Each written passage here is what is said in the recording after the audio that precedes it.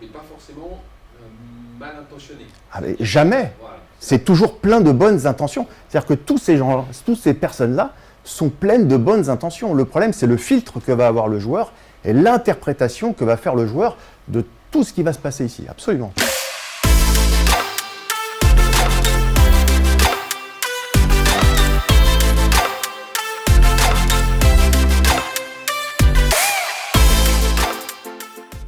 Donc la famille, c'est super important. Souvent, le papa lui dit « Tiens, je t'ai vu dimanche, je t'ai vu samedi, c'était pas super, t'as mis que 2 petits ponts, ça serait peut-être bien que t'en mettes 3 quand même par mi-temps, s'il te plaît. » Et donc, prochain match, le fils va rentrer, non pas écouter forcément les consignes du coach, mais va peut-être essayer de faire son objectif, ça va être 3 petits ponts. Et vous, peut-être en tant qu'observateur, vous allez le voir, vous dites « Je ne reconnais pas le joueur, la dernière fois, il jouait plus la profondeur, il jouait touche en une touche. » Et là, je ne sais pas ce qu'il fait, il essaye de dribbler, tout ça. Voilà. Donc ça, on a cette notion-là. La pollution peut arriver aussi de la famille. Alors ça marche aussi avec les amis, les copains, tout ça, ça marche pour tout. J'ai mis famille parce qu'on ne pouvait pas faire ça, mais le listing est long dans les emmerdements qu'on peut avoir dans la tête d'un joueur. On a de quoi faire. Puis après, il y a les joueurs, il y a le vestiaire. Il n'y a rien de plus dur qu'un vestiaire. On a tous été à l'école. Peut-être qu'à l'école, de temps en temps, on était un peu en situation délicate. Ça peut arriver. Un vestiaire, c'est très dur. Non seulement c'est dur, mais en plus, il y a l'interprétation du joueur qui fait des uns et des autres, ou du comportement des uns et des autres. Donc tout ça, ça fait aussi une grosse difficulté. Puis après, on a le coach. Le coach, lui, il a 3 points à aller chercher. Hein. Il ne va pas tourner autour du pot sur des sujets. Donc il va être assez directif dans sa communication. Le problème, c'est que le joueur n'est pas toujours OK avec ça. Et puis le joueur va peut-être se sentir blessé aussi avec ça. Voilà. J'ai un exemple, j'en parlais tout à l'heure, j'ai eu un joueur hier qui n'était pas dans le groupe, donc il était catastrophé de ne pas être dans le groupe, et il n'est pas pris dans le groupe parce qu'il est arrivé 1 minute en retard à l'entraînement. En fait, il était déjà en complexe, il était en train de se faire strapper. Il est arrivé 1 minute en retard parce que les anciens joueurs sont prioritaires, par exemple au kiné, pour se faire strapper, etc. Donc lui, il a attendu. Donc il a attendu, il est arrivé pile 1 minute. Et il y a un autre joueur qui est arrivé 1 heure en retard à l'entraînement. Lui, il était ni au strap, ni nulle part. 1 heure en retard, mais lui a été pris dans le groupe. Bah ça existe. Et ça, c'est dur quand vous êtes un jeune joueur pro, vous venez de signer, le sentiment d'injustice qui commence à monter en vous quand vous voyez ça. Puis de l'injustice, on passe à « il ne me respecte pas ».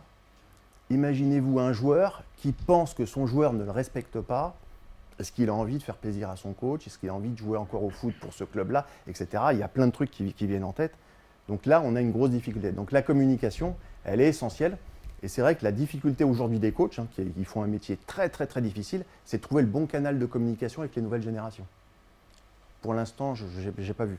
Je suis en train de travailler sur ce modèle-là avec l'OM et Nasser Largué sur la formation des coachs à bien comprendre la nouvelle génération. C'est la communication intergénérationnelle, tout simplement, pour décoder ce que le jeune est capable de comprendre pour obtenir le meilleur du jeune.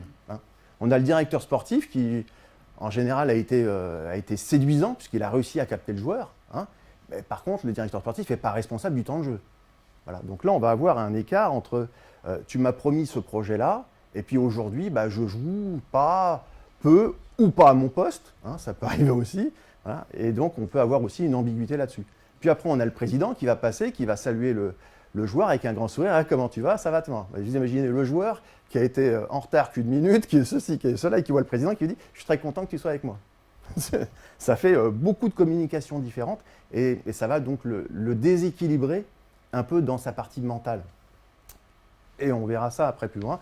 Alors les réseaux sociaux, je pense que là, c'est pas la peine d'en faire 3 tartines. C'est très difficile à vivre. Vous êtes un héros et vous êtes un zéro. Ça va assez rapidement, souvent dans le même tweet.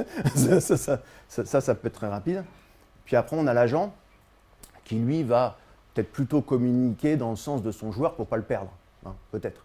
Donc, ça ne va pas beaucoup l'aider non plus, le joueur, à se remettre en question pour après se remettre en perspective par rapport à son projet ou au projet du club pour lequel il a signé. Voilà un petit peu toutes les pollutions que l'on peut avoir, tout ce que le joueur a dans sa tête. Vas-y, joue. Oui. Pollution, ouais. Mais pas forcément mal intentionnée. Ah, mais jamais. Voilà. C'est toujours plein de bonnes intentions. C'est-à-dire que toutes ces personnes-là sont pleines de bonnes intentions. Le problème, c'est le filtre que va avoir le joueur et l'interprétation que va faire le joueur de tout ce qui va se passer ici. Absolument.